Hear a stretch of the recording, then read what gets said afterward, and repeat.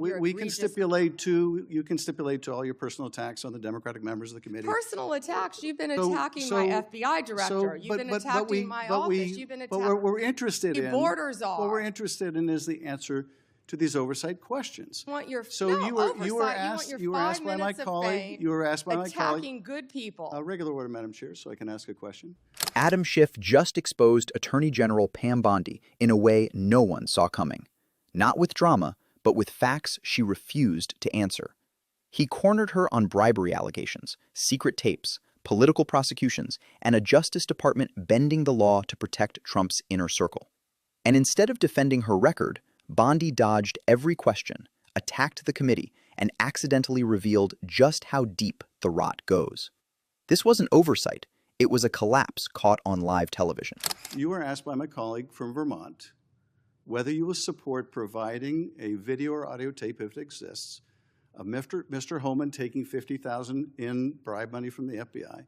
Will you support a request by this committee to provide that tape or tapes to the committee? Yes or no?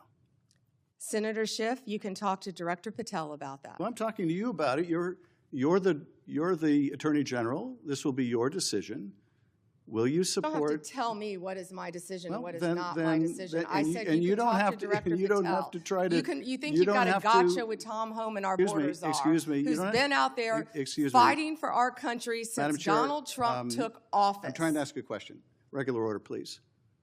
And you don't have to defer to the FBI director to pass the buck. So I'm asking you, will you support a request so that the committee, or indeed I believe the American people, should be able to see that video or audio tape? Will you support that request? Will you apologize to Donald Trump so for trying to impeach him? I guess the answer is you won't support that request. After you now know that Joe Biden tried to cover up Hunter Biden's involvement with Ukraine. Let me do this, because I think it's valuable that the American people get a sense of what you've refused to answer today.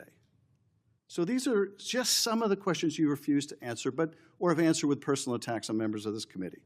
You were asked whether you consulted with career ethics lawyers, as you promised you would do during your nomination hearing, when you approved the president receiving a $400 million gift from the Qataris.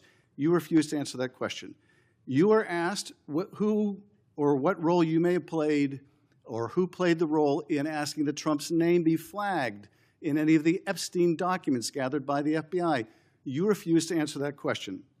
You were asked whether Holman kept the $50,000 bribe money. You refused to answer that question. You were asked whether Holman paid taxes on the $50,000 bribe money. You refused to answer that question. You were asked, did career prosecutors find insufficient evidence to charge James Comey? You refused to answer that question. You were asked, how are military strikes on these boats in the Caribbean legal? And you refused to even answer that question.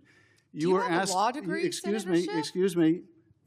You were asked, did you discuss indicting James Comey with the president? You refused to answer that question.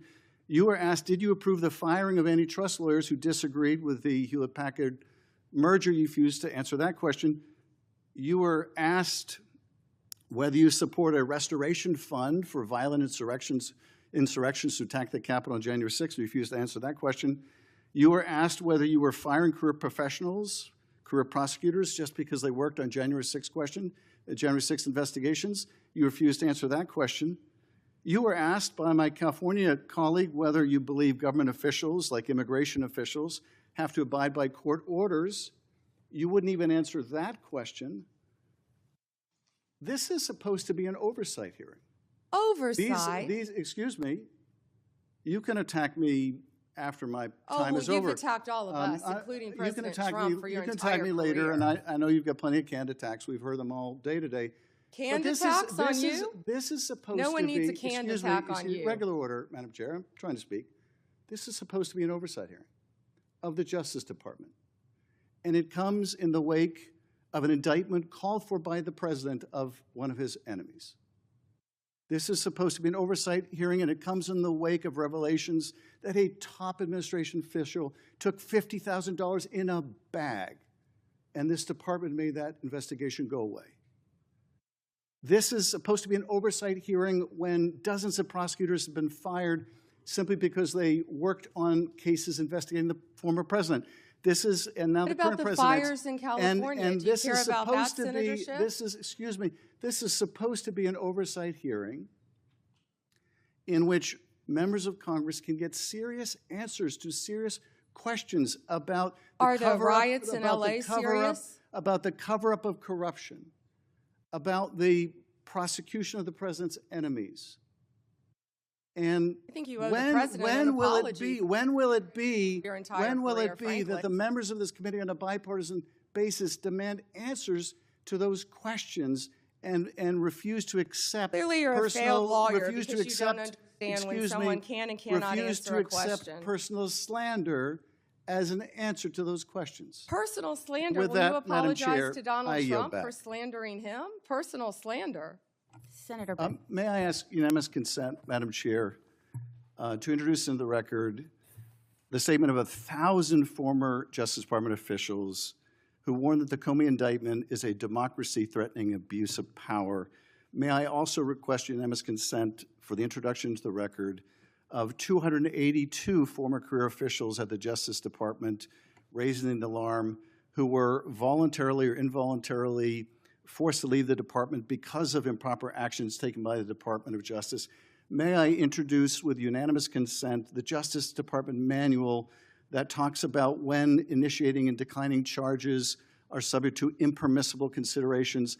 And finally, Madam Chair, may I introduce the letter from Michael Ben-Ari, a career counterterrorism prosecutor, DOJ, a letter he nailed to his door, which concludes by urging officials to do the right thing for the right reasons, to follow the facts and the law, and raises the alarm that the decision to remove experienced career officials from U.S. attorneys' offices, the FBI, and critical parts of DOJ undermines our country's abilities to counter terrorist organizations, malign nation-state actors, and countless others that seek to harm our nation and its citizens.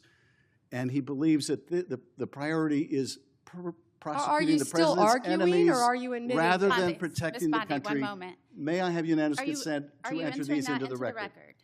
What you just saw was a textbook demonstration of why so many career prosecutors, national security lawyers, and federal agents have been sounding alarm bells about this Justice Department.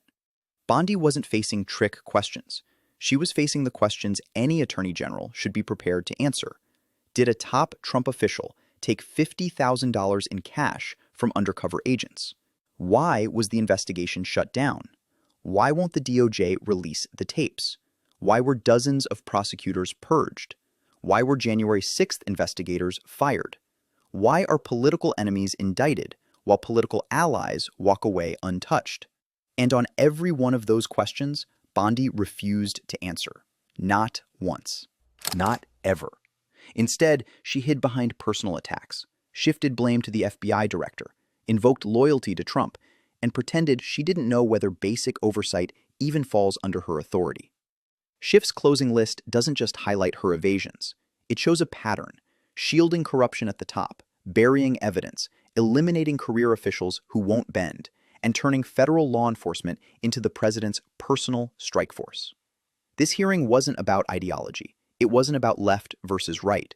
It was about whether the Attorney General of the United States is still accountable to the law or only accountable to one man. And Bondi made that answer painfully clear, not by what she said, but by everything she refused to say.